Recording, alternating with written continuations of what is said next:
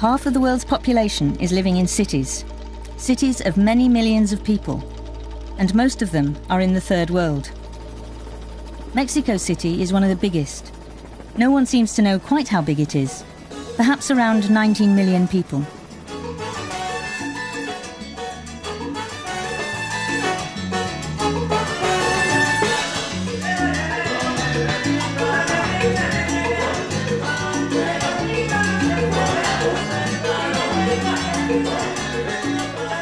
Cities around the third world are growing fast.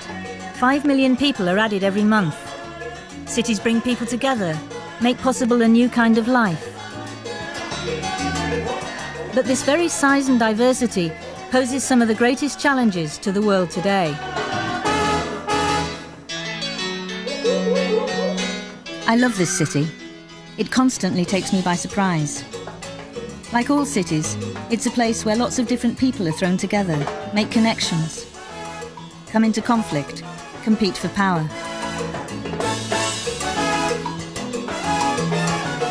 So, the question we have to face is who has the power here?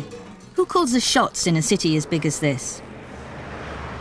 Whose city? Whose city is it?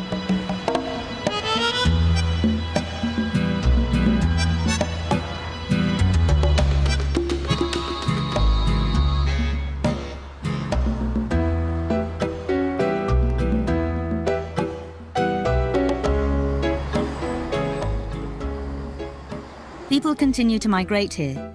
The city continues to grow because of poverty in the countryside, the search after bright lights, or the natural growth of the city itself. Over the years, people have come here from all over the country. Many of them are native Mexicans, the original inhabitants of this land, so often featured picturesquely in their rural surroundings. Now they have to make it in the capital city.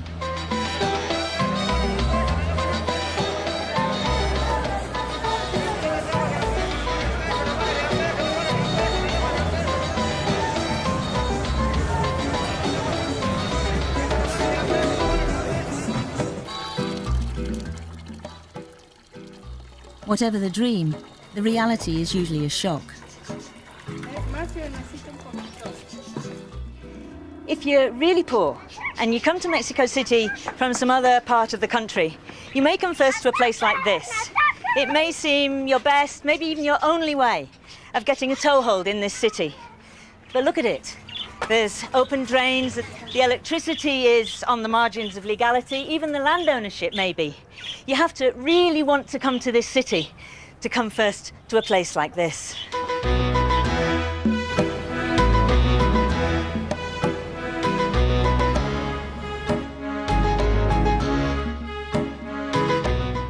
In precarious settlements, new arrivals join up with people from their own home background, where they can speak their own native language.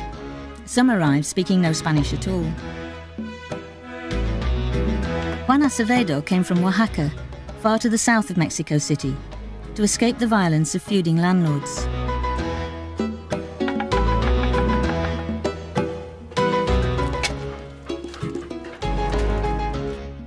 Native people face particular difficulties: discrimination, abuse, and a pervasive attitude that they ought to stay in their rural regions. Juan is one of the organizers of his settlement. Pero es difícil establecerse, ¿no? ¿Qué tipo de dificultad hay? Desde la discriminación de trabajo, de la lengua, todo esto son parte de una discriminación que afecta a los derechos de todos nosotros. Entonces, esa es la situación que enfrentamos en nuestra ciudad. Sí. Así es. Entonces, pásele. Sí, gracias. Aquí vivimos. Gracias. Juan and his family have managed to turn their one-room structure into a home. Sentamos. Sí, gracias.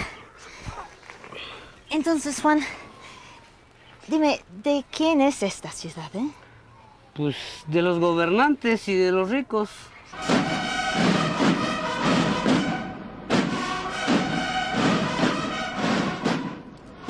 It's National Flag Day, a big day for the country's president, Ernesto Zedillo, while the leader of the city, Cuauhtémoc Cárdenas, looks on. They're members of opposing parties, a source of political difficulty for the city.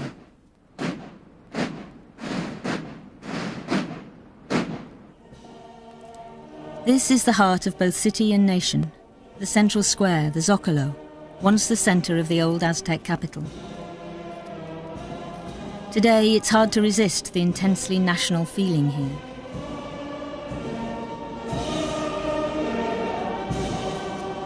But Mexico is not a powerful country. Like many third world cities, Mexico City is not in charge of its own destiny.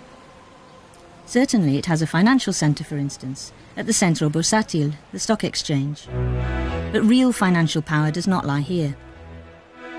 To find the controllers of the global economy, you have to go to the first world, to New York, for instance. Mexico's financial crises in the 80s and the opening up of its economy in the 90s have made this vulnerability even greater. A family of acrobats outside the stock exchange.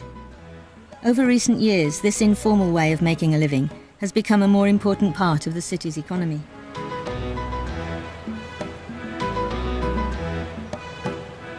Pablo Riverol is financial advisor to the powerful US company Merrill Lynch. I wanted to find out how Mexico's bankers and its new rich have experienced the recent changes. What we've suffered in the city the last, I'd say since 1982, when the first crisis started, was crime rate has risen significantly, police protection has declined, the rich have gotten much more protected, like this house.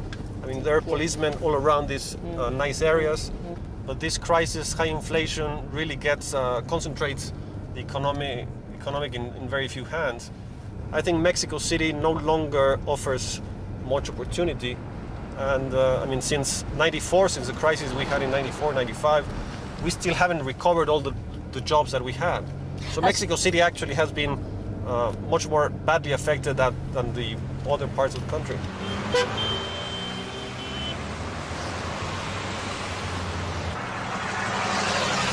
Whose is this city? Whose is the city? Well, I think it's certainly not us. It's certainly not the people that live in this colony. I mean, they're scared of going out at night, even the day. There are a lot of kidnappings. A lot of people have bodyguards. I mean, people are scared. So it's certainly not us. So who does it belong to? It belongs to the people that cannot move. And maybe some of the people that are coming into the city. The poorer people? The poor people, certainly. We would like that to change. I mean, we would like to enjoy the city and really to be able to go to the restaurants and discotheques like we used to. But right now, it's not us who are in command of this. It's not the police either.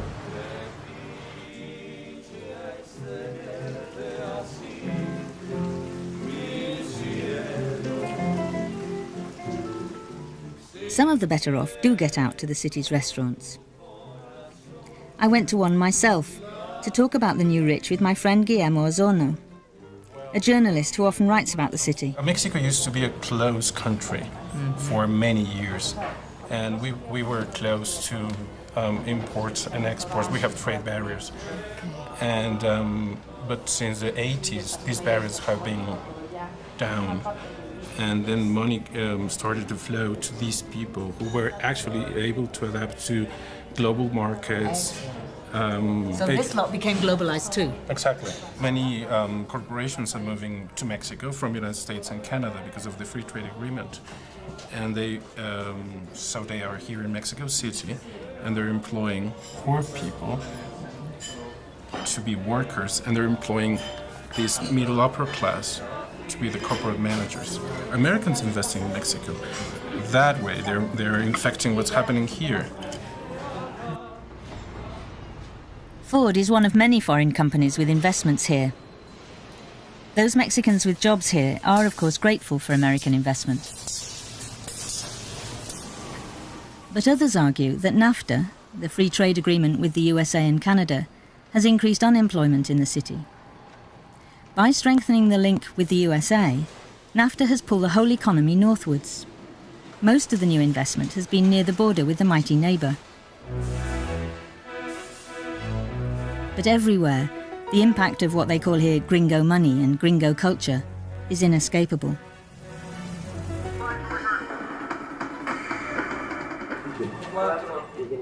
But the powerful media company Televisa is Mexican-owned, with a multinational subsidiary, Echo. It broadcasts 24-hour world news in Spanish to 32 countries, including the USA, and Televisa controls 80% of Spanish-language broadcasting there. So gringo culture doesn't have it all its own way.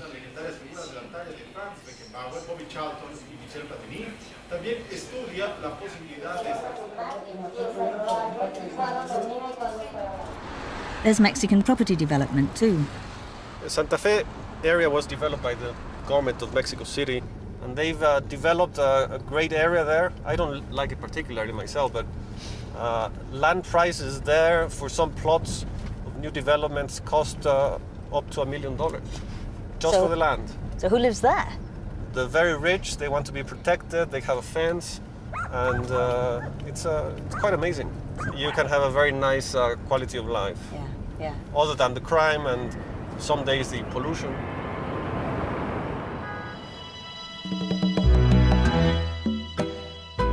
For the majority of the city's population, though, life is very different. By the mid-1990s, the purchasing power of the national minimum wage was well below that of the mid-1930s, and many people do not even receive the minimum wage. Many of those who live in the city have had to tear up their roots to get here. But every now and then, you stumble upon a ritual from rural origins.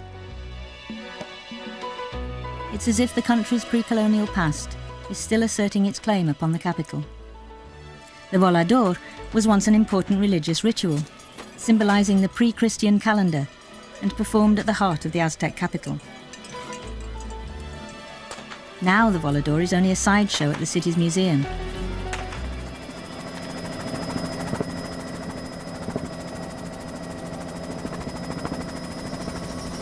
My first time up in a helicopter.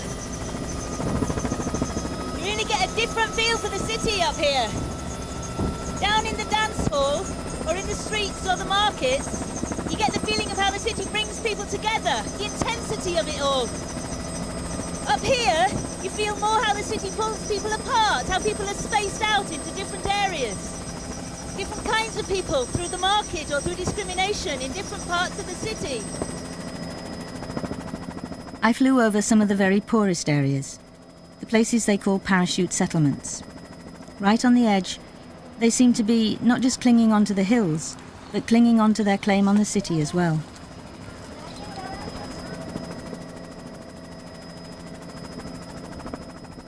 Below me now, the classic working class areas, huddled together in their serried ranks of tightly packed streets. And here from the air, I can see over the defences of the rich and spy on their spacious gardens, trees and swimming pools.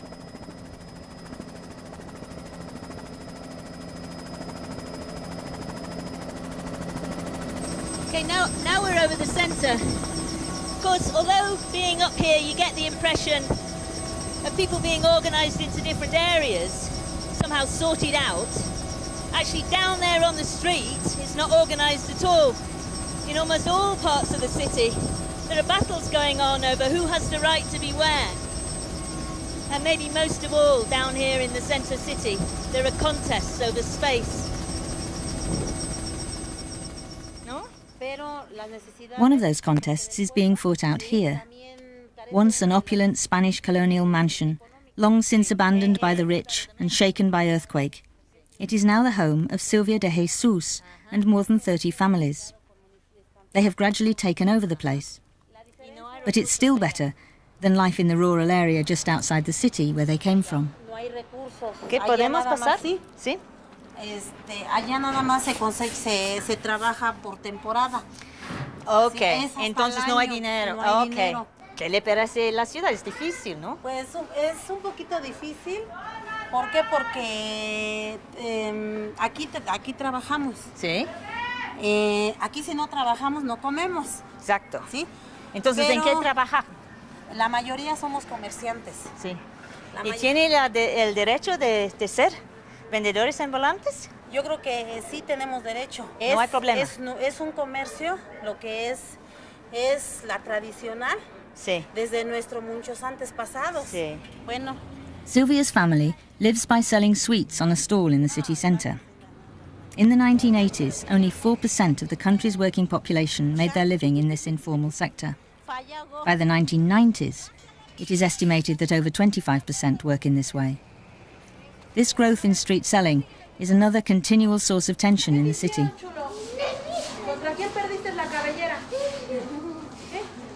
¿Tienen el derecho de estar aquí? Yo creo sí tenemos el derecho.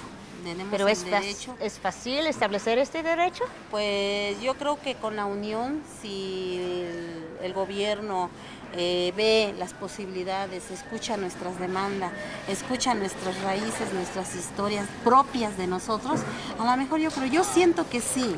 Queremos que sí. Que por eso nosotros los indígenas estamos pidiéndole al gobierno que se haga una ley indígena para que seamos escuchados, nuestras demandas. ¿Dentro de la ciudad? Dentro de la ciudad. Ah, es importante, ¿no? Sí. Eso. O sea, yo creo que con el tiempo, no digo ni qué día ni qué hora, pero a lo mejor con el tiempo sí. y nos tendremos que juntar todos, ¿no? Para pues, ¿En para cuántos años? Pues a lo mejor en un año. Vamos a ver, ¿no? ¡Sofía!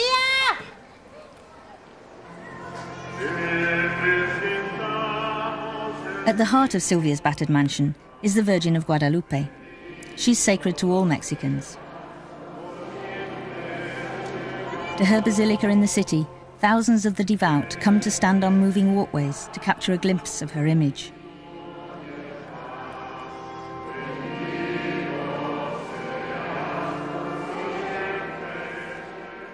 Until very recently, Mexico's constitution did not even recognize the Catholic Church. But its hold remains very strong. 92% of the population have been baptized into the faith.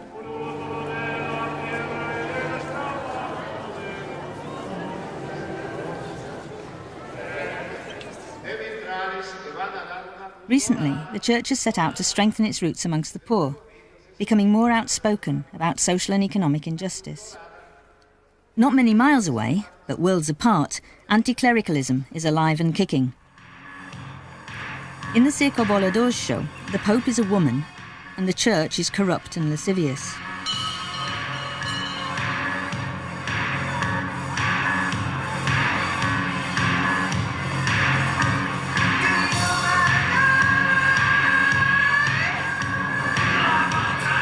Sean pacientes, no beban antes de que todos tengan.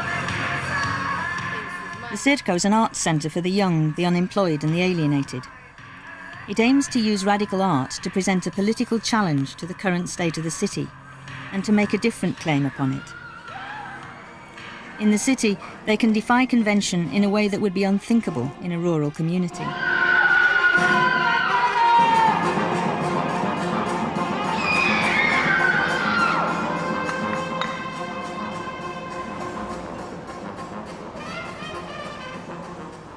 Indeed, the city draws to itself the artists, the dissidents, the makers of mischief.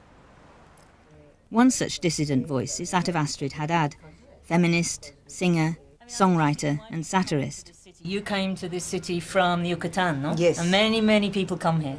So what's the attraction of Mexico City? Living in the city, you have a lot of... just walking in the center of the city, you can, your imagination can fly and fly and fly.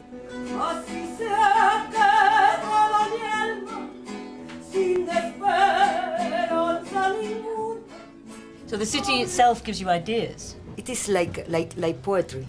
Sometimes the city has, even, it has the violence sometimes, it has also something so sweet, so like poetry. It is, I love the city.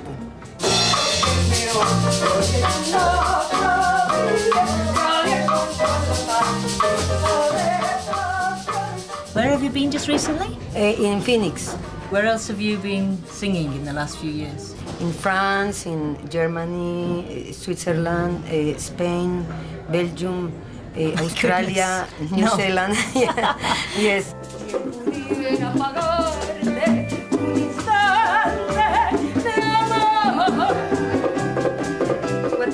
is to speak about the things that happen every day in politics in Mexico.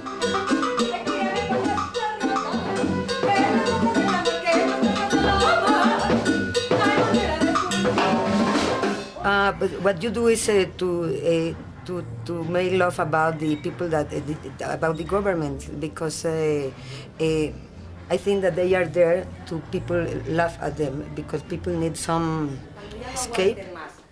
So, some blame the rich, some blame the global economy. Astrid takes it out on the president.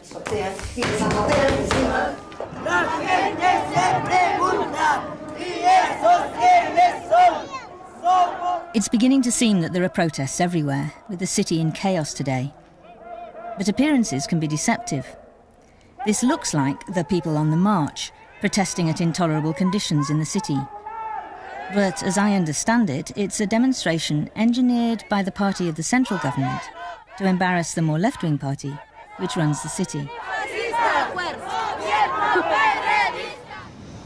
I came to this city with a question: whose city is it? And what I've discovered is that there are loads and loads of battles going on out there about whose city it is, about who has a right to be here. Of course, in those battles, some people are very, very much more powerful than others.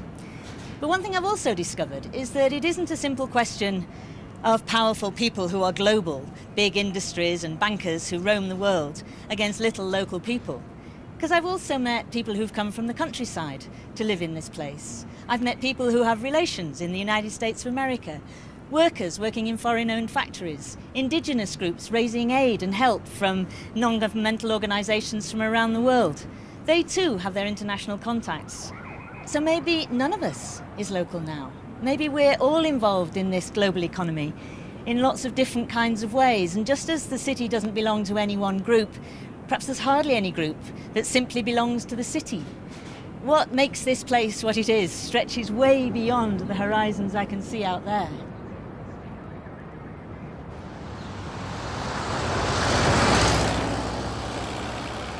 Right amongst these houses of the globalized rich lives a group of Otomi people from Querétaro. They live by making dolls, and in order to make the dolls, they use sewing machines, which have been donated through the German embassy.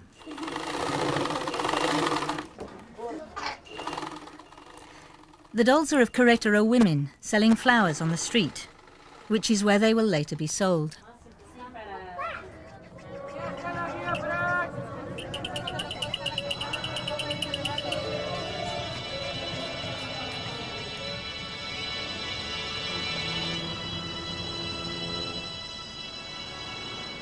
Way to the south of the country, in Chiapas, the Zapatistas are in active revolt.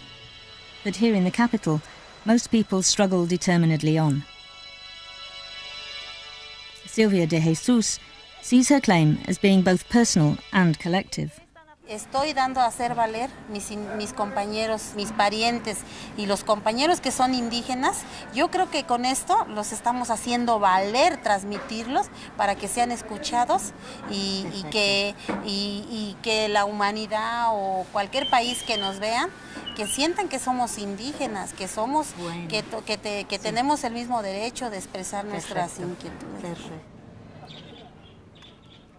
It's a perspective endorsed by Juan Acevedo. Nosotros los pobres pues siempre se nos relega hasta las orillas para que nos puedan dar algo y dar una lucha bastante larga para que pudiéramos tener este predio. Sí. Pues. Pablo Ribarol sets the future of the city in the context of the national economy. Part of Mexico is growing with the international economy, but a large part of Mexico just is not going the same way or going at the same pace, and that's creating a lot of problems. We have the uprisings in Chiapas, and they just say, I mean, listen, we understand where you're going, but we don't like it. That's not us. You have to adapt the growth and the pace of the world to really the pace of the country within it. And what they call the opposition parties, like the PRD, they certainly would like to change it. They certainly view the much in-rooted problems of the population, and they say, well, we don't like your program and we don't like to be more tied to the US and to the world economy, because you have all this part of the population that is just not going that way. And we would like to remain Mexicans, not be some colony of the US. How times change. Before the Spanish conquest, this was still a major city, but one whose influence stretched as far as what we now call the USA.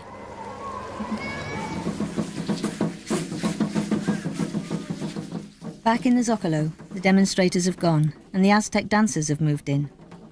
They're raising money from the visitors who come to this city. But they're also asserting their right to be here, in the centre that belonged to them before the Spanish conquest.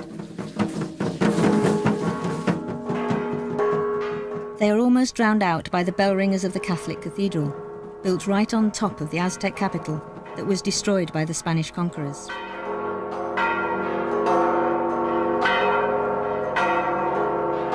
The conflict over whose city this is an ancient one.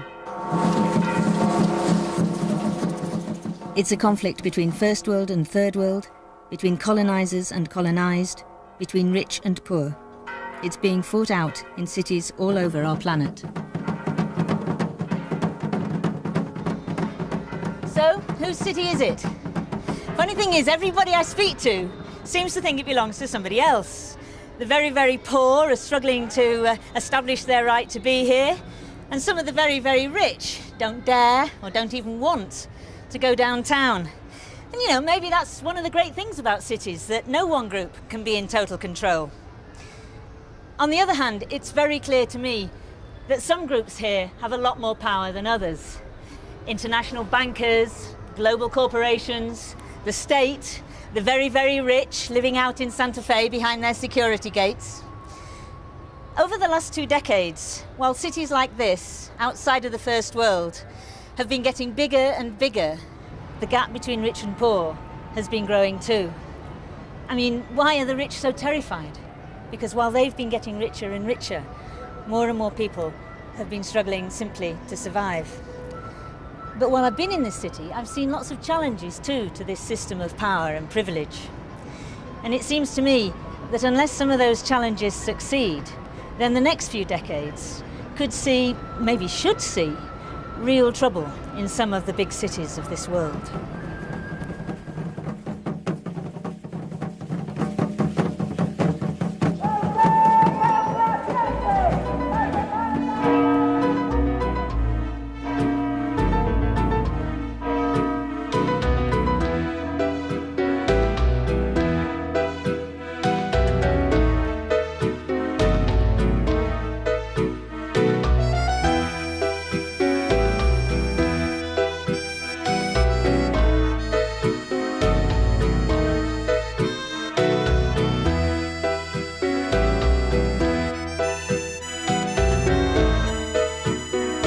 At the Indian